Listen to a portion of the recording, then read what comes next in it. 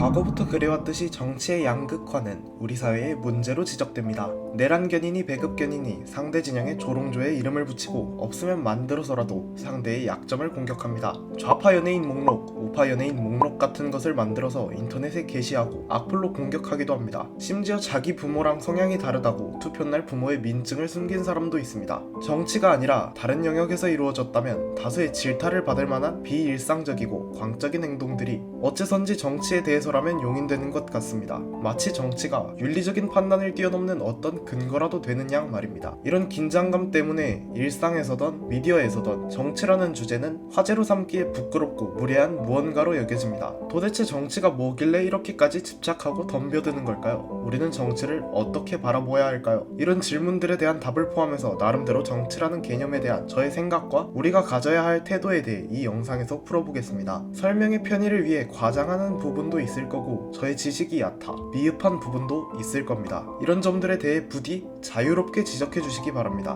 후에 또 언급하겠지만 저는 옳은 방향으로 정치가 흘러가려면 정치에 대한 지적과 토론이 자유로워야 한다고 생각하기에 수사적으로 겸손 떨듯이 하는 말이 아니라 진심으로 지적을 바란다는 점을 밝히며 시작해 보겠습니다. 정치란 쉽게 말해서 나랏일, 나라를 관리하는 일입니다. 타국과의 외교, 자국 내에서의 분배 등 우리나라 전체 혹은 나라보다 더 넓은 관점에서 인류 전체의 이익을 고려해서 하는 모든 활동이라고 표현할 수 있겠네요. 그런데 나라를 위해 정치 활동을 하다 보니 사회가 워낙 복잡해서 몇몇 사안들에 대해서는 한 가지 대답이 아니라 여러 대답이 나올 수 있었습니다. 가령 복지제도에 있어서 세금으로 고소득층에게 얼마를 걷어서 취약계층에게 얼마를 재분배하냐는 질문은 정말 다양한 답이 나올 수 있는 것 처럼 말입니다. 이때 서로 생각하는 것이 비슷한 무리끼리 묶어 크게 진보와 보수 두 분류로 나누고는 하는데요. 우리는 이것을 정치 성향이라고 부릅니다. 좌파와 우파, 진보와 보수 혹은 국민의힘과 더불어민주당, 정치 이야기를 접할 때 이런 이분적인 개념들을 함께 접하는 경우가 많을 겁니다. 진보는 좌파, 보수는 우파라고도 불립니다. 심오한 뜻이 있는 명칭은 아니고 과거 정당제의 선례가 된 프랑스 의회에서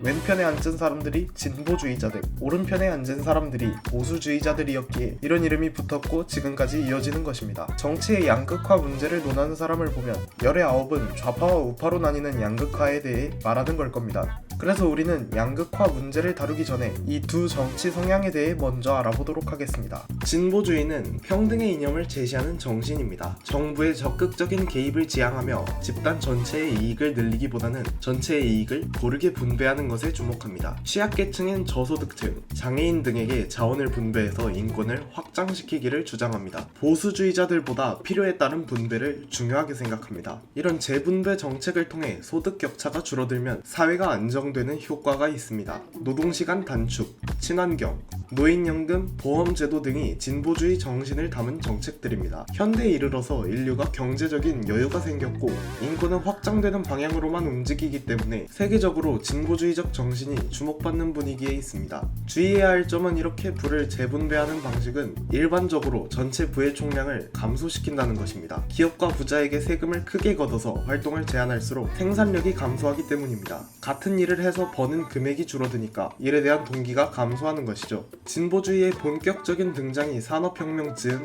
자본이 풍부해진 나라를 중심으로 이루어진 것도 이 때문입니다. 약자를 돕고 배려하는 것도 경제적으로 여유가 있어야 가능한 것이죠. 당장 나라가 굶고 힘들면 사회는 고른 분배보다는 조금이라도 부의 총량을 증진하는 방향으로 움직이는 것이 자연스럽습니다. 다량의 소득 격차를 인정하더라도 일단 나라를 지탱할 정도의 부를 확보하는 것이 모두에게 이득이 되기 때문입니다. 이런 진보주의 정신, 정부의 개입과 균등 분배의 정신이 극단적으로 강화된 사회로는 공산주의 사회가 있습니다.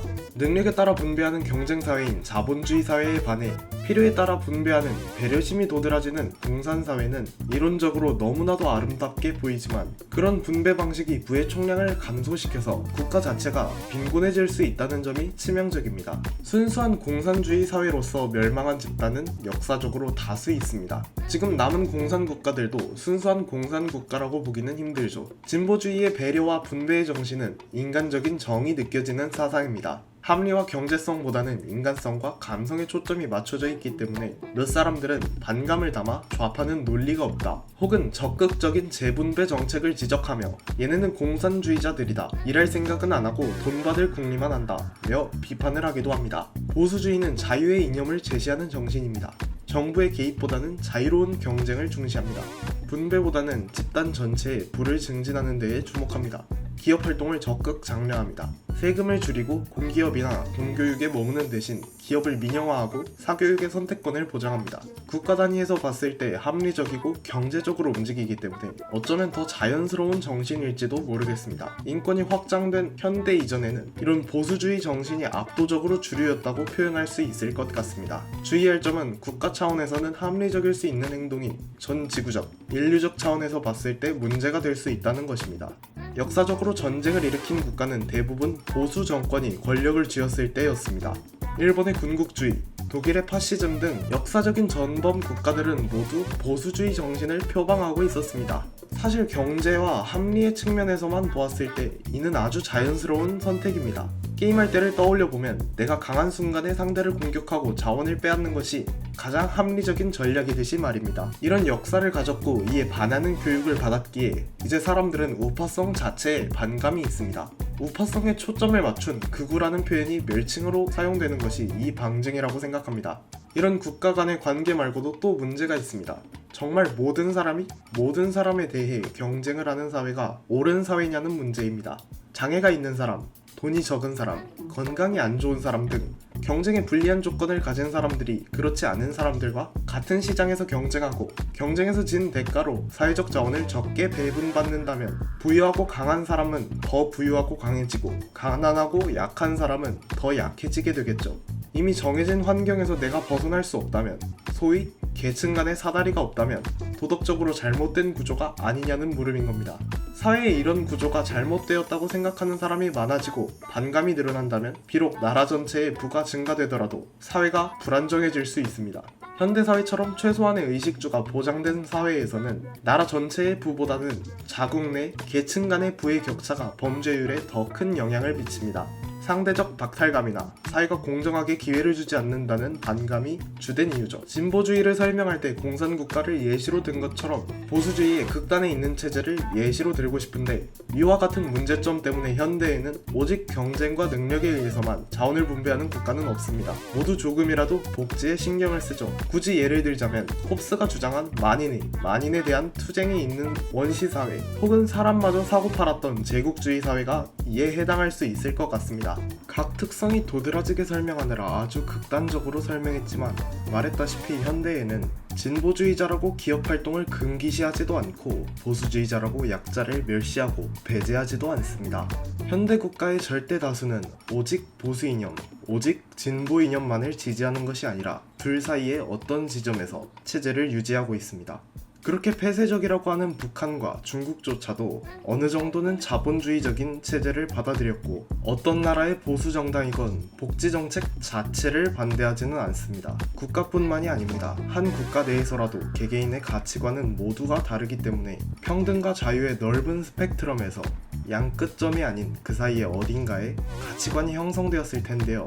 우파지만 특정 분야에서 복지 정책이 확대되기를 주장하는 사람도 있을 수 있고 좌파지만 특정 산업에 대해서는 규제를 더 완화해야 한다고 주장하는 사람도 있을 수 있습니다. 그런데 이렇게 넓고 다양한 입장이 나올 수 있는 분야임에도 불구하고 사회는 정치적 입장을 이분하여 철저히 대립하는 분위기입니다. 일찍, 이찍, 내란견, 배급견 등 양분하여 대립하는 분위기가 있을 뿐 치우친 정도나 그 사이의 점을 나타내는 입장은 잘 드러나지 않습니다. 정치 성향이라는 것이 좌냐 우냐, A냐 B냐의 두 선택지만으로 온전히 표현되는 것이 아닌데 우리나라를 포함한 세계 여러 나라들은 이걸 비웃기라도 하듯 국민의 지지, 표가 양극단을 대표하는 두 당으로 몰리고 있습니다. 엄밀히 말하자면 두 당으로 표가 몰리는 것 자체가 문제가 아니라 스스로 더 좋은 후보자가 있다고 생각하는 데에도 혹은 그럴 가능성이 있음에도 고민하는 과정을 건너뛰고 두 당 중 하나로 지지를 보내는 것이 문제입니다. 왜일까요? 왜 우리는 우리의 입장을 가장 잘 대변하는 사람을 뽑는 것이 아니라 특정인에게 지지가 몰릴까요? 이런 현상이 일어나는 데에는 두 가지의 이유가 있다고 생각합니다. 첫째로는 현실적으로 선택지에 한계가 있기 때문입니다.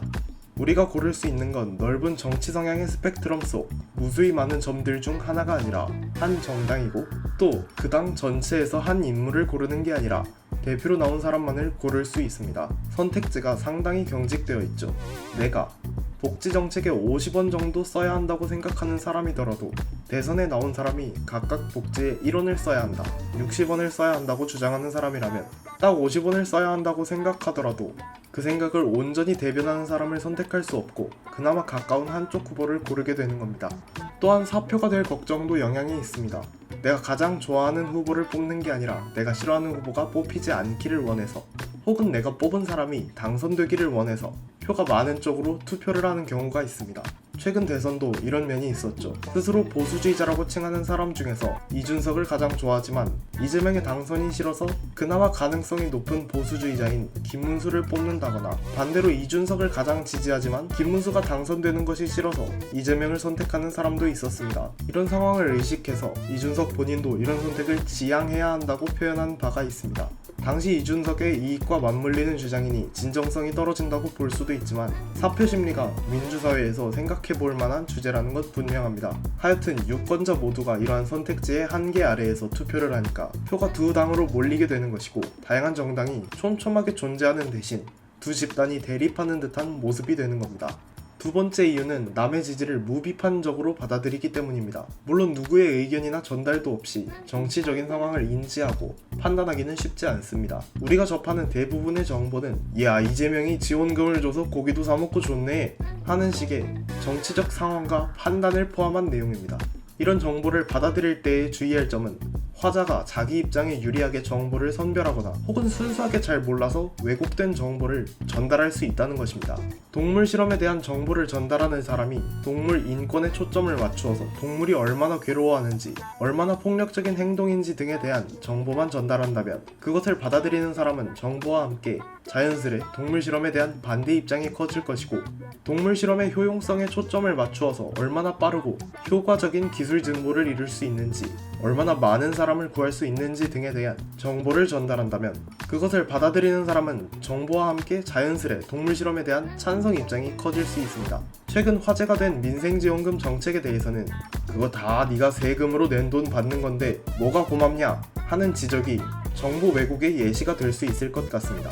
물론 자금의 출처는 세금이지만 모든 사람에게 같은 값의 세금을 걷지는 않기 때문입니다. 부자한테 더 많이 걷고 저소득층에게는 덜 걷죠. 일정 수준 이상의 부자부터는 돈이 유의미하게 많기 때문에 사실상 일반 시민들이 낸 세금 중 민생지원금에 자금이 된 돈은 미미할 겁니다. 뭐가 고맙냐는 말이 경제적으로 이득이 되냐는 의심을 전제한다면 대체로 이득이 되겠죠. 쟁점이 될 부분은 대부분의 사람들에게 단기적으로 이득이 되느냐가 아니라 직접 돈을 주는 형식의 복지가 가장 나은 형태인가와 부자에게 걷는 세금의 수가 적당한가가 아닐까 싶습니다. 이렇게 우리는 어떠한 정보를 받아들일 때 동시에 비판적인 관점으로 그것을 검토해야 하는데, 어떤 이유에서건 이것이 제대로 이루어지지 않는다면 부적절한 선입견이 생기고는 하는 것입니다. 그리고 어떤 관점에서 보던 틀린 정책은 사실상 나올 수 없기에 이미 특정 당이나 정책에 부적절한 선입견이 생긴다면 이것을 객관적이고 현실적인 관점에서 고치기는 힘들 수 있습니다. 이게 사람들이 언론으로 하여금 공정하고 중립적인 보도를 요청하는 이유고, 자녀가 가정의 정치색을 따라가는 경향도 이러한 선입견 이론으로 설명할 수 있습니다. 이런 무비판적인 지지 계승 현상에 의해 사람들은 자기 입장을 잘 대변하는 사람을 탐색하는 대신 남 입에 자주 오르는 사람에게 관심을 가지고 지지하게 됩니다. 특히 이러한 선입견적인 현상이 감정과 결합하면 아주 강력하고 거친 태도를 만들어냅니다. 단순한 지지 상태를 넘어서 우리가 피부로 맞이하는 격한 행동들도 대부분 이에서 비롯된다고 생각합니다. 이미 어떤 당에게 선입견이 생겨서 이를 지지하기로 굳게 마음먹은 사람이 그 존재를 비판하고 조롱하는 집단을 본다면 간혹 가다가 그 당과 자신을 동일시해서 마치 자기가 모욕당한 것처럼 반응하는 사람이 있습니다. 이런 현상이 심화되면서 정치체계에 주객이 전도되는 일이 일어나기도 합니다. 적합한 당을 고민해서 지지하는 것이 아니라 집권할 가능성이 있는 내가 지지할 당을 정해놓고 근거를 찾는 것입니다. 정치가 아니더라도 이렇게 내 편을 정해놓고 맹목적으로 두둔하는 현상은 살면서 많이 봐오셨을 겁니다. 유명인의 팬덤이건 어린 시절 내 무리의 일원이건 마음속으로 내 편을 정해놓고 누군가 우리를 공격한다고 느끼면 논리보다는 인신공격이나 말을 돌리는 등의 1차원적인 방어 태도를 보이는 것 말입니다. 어쩌면 이런 태도는 인간 본성과 관련이 있을지도 모르겠습니다만 이런 현상은 아주 경계해야 할 일입니다. 이상적인 정치의 방향은 내가 좋아하는 사람이더라도 나와 다른 생각 혹은 잘못된 방향의 행동을 한다면 그 점에 대해서는 엄격하게 비판을 하는 것입니다. 또 전체적으로는 나와 생각이 다른 사람이더라도 옳은 행동과 주장을 한다면 그 점에 대해서는 동의함을 표하고 지지해야 합니다. 그래야 조금씩 개선되고 최선을 향해 나아가는 사회가 되는 것이고 시민 참여의 활발한 토론이라는 민주주의의 큰 이점을 살릴 수 있습니다. 이에 반해 나의 사람을 정해놓고 거기에 맞추어서 그 사람의 모든 행적을 정당화하려 한다면 정치는 발전을 포기하고 마치 종교와 같은 모습이 되어버립니다. 종교의 가장 어두운 면인 맹목성을 따라가는 것이죠. 나의 입장을 미리 정하고 그것을 고수하는 방향으로 생각하는 건 무소홀히 많지 쉽고 편안합니다. 하지만 경쟁적이고 토론적인 과정을 통해서 결과를 얻어내는 것이야말로 피곤하지만 값진 것이라고 믿습니다. 여기까지가 제가 생각한 큰 문제점 2가지입니다. 오래된 문제니만큼 한마디로 해결할 수 있는 문제는 아닙니다. 그래서 제가 직접 구체적인 방법을 제시할 수는 없지만 조심스레 제가 생각하는 방향을 제시해보고자 합니다. 첫째로, 우리는 맹목성을 경계해야 합니다. 사람은 약한 존재이기에 끝없이 의심하고 논증하기보다는 믿고 지키는 것을 선호합니다. 정보들을 받아들이고 생각하는 것이 피곤하기에 일단 답을 정해놓고 이후에 지적이나 발표를 순간순간 궤변하고 말을 돌리는 것을 선호하는 것이죠. 여기서 말하는 약한 존재라는 표현은 문학적인 표현보다는 생물학적인 의미를 담으려는 목적이 큽니다. 모든 정보를 매 순간마다 판단하는 작업을 수행하는 것은 어쩌면 불가능한 것일지도 모릅니다. 생물학적 한계에 의해서 말이죠. 우리는 살아가면서 대부분의 순간들을 확실성이 아닌 개연성 혹은 선입견에 의지해서 행동합니다. 첫 만남에서 멀끔하고 부드러운 말투를 보인 사람에게 좋은 인상을 받아서 왜인지 좋은 사람 같다고 생각하거나 첫 만남부터 욕설을 입에 담고 얼굴엔 전투에서 생긴 흉터가 있으며 옷에 가려지지 않은 부위에서는 잉어와 같이 다채로운 문신들이 보이는 사람들을 보고서는 왜인지 나쁘고 위험한 사람 같다고 생각하는 것이 이 예시가 될 수 있을 것 같습니다. 멀끔하고 부드럽지만 실제로는 뒤에서 범죄를 꾸미는 사이코패스일 가능성도 없지 않고 미디어의 깡패와 같은 용모이지만 나름 사정이 있어서 이렇게 하고 다니는, 실제로는 봉사활동도 자주 다니는 사람일 가능성도 없지는 않습니다. 선입견이 나쁘다는 말을 하려는 것이 아닙니다. 본능이나 경험에 근거해서 빠르게 판단하는 능력은 자연스럽고 필요한 능력입니다. 다만 이를 참고하되 맹신해서는 안 된다는 말입니다. 나를 괴롭힌 사람들이 공교롭게 모두 문신한 사람들이었다고 하더라도 문신한 사람들을 볼 때마다 공격적으로 굴어서는 안 되던 말입니다. 아무리 그동안 내가 좋아해온 사람이고 정당이고 정책이더라도 의심할 필요가 충분히 있다는 것입니다. 두 번째로, 우리는 평가 층위를 세분화하여야 합니다. 정당이나 정치 성향처럼 크고 추상적인 대상을 평가할수록 옳고 그름을 판단하기 어렵습니다. 우리가 판단해야 할 수많은 요소들이 그 안에 존재하기 때문입니다. 한 당의 안에는 수많은 의원들이 있습니다. A당의 모든 의원을 지지하되 B당의 모든 의원을 비판적인 것은 사실상 어렵습니다. A당 인원 중 선호하는 사람들이 B당 인원 중 선호하는 사람들보다 많기에 A당을 지지한다 하는 식으로 표현을 하고는 하지만 열어보면 누군가의 의견은 좋아하되 누군가의 의견은 틀렸다고 생각할 수도 있습니다. 또한 한 사람의 정책 중에서도 일부는 동의하되 일부는 반대할 수도 있는 것이죠. 그래서 우리는 이를 분리시켜 평가할 필요가 있습니다. 전체적으로는 A당이 좋긴 한데 A당의 누구누구는 싫다, 누구누구는 싫긴 한데 이들의 정책 중 이거는 합리적인 것 같다 하는 식으로 말입니다. 이렇게 각각의 세부 요소들에 대해 평가하고 이야기하는 분위기가 자리 잡으면 결국 가장 효율적이고 가장 나은 형태로 사회가 움직이게 됩니다. A당 전체는 물론이고 그 옆에 B당 인원들까지도 국민들이 저런 정책에 우호적이구나, 저런 것을 원하는구나 하고 비판 속에서 한 발짝 나아가는 것입니다. 만약 진짜 안 좋은 점에 대해 비판하는 것이 아니라 그저 그 사람이 싫어서 까고 보는 것이라면 사회는 쳇바퀴 돌리듯 하나도 나아지지 않겠죠.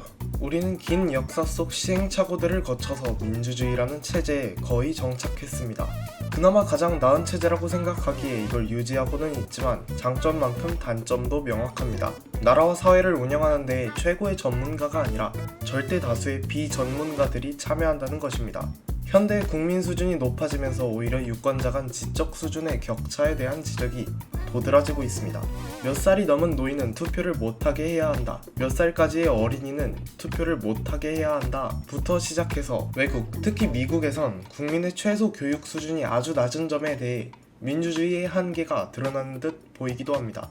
이 약점을 보완하기 위한 민주주의의 핵심 체제가 바로 교육과 토론입니다. 교육을 통해 좋은 정책을 골라낼 사고력과 소통 능력을 기르고 토론을 통해 이를 실행하는 것입니다. 비전문가의 지적 수준을 높여 최대한 유의미하게 참여할 수 있게 만드는 것이죠. 교육은 나라의 영역이 크다고 해도 자유롭게 토론하는 분위기와 태도는 국민의 몫입니다. 간혹 토론을 잘한다는 것을 사람을 잘 현혹시키는 것으로 생각하는 사람들이 있는데 전혀 사실이 아닙니다. 양측의 수준이 비슷하다면 대부분의 사안에 대해 한측에 수렴하는 것이 아니라 그저 쟁점이 잘 드러날 뿐입니다. 판단과 선택을 돕는 좋은 방법이죠. 만약 토론에 참여한 두 사람 중 한 사람에게 설득되고 의견이 수렴되는 느낌을 받는다면 그건 상대방이 토론 능력이 떨어지거나 내 가치관이 그와 잘 맞는 것입니다. 저는 사회가 이런 분위기를 적극 지지했으면 좋겠습니다. 이 영상도 그렇고 저는 종종 수필 형식의 영상을 만드는데요. 수필 형식의 모든 영상에서 여러분들이 자유롭게 토론해 주셨으면 합니다. 감사합니다.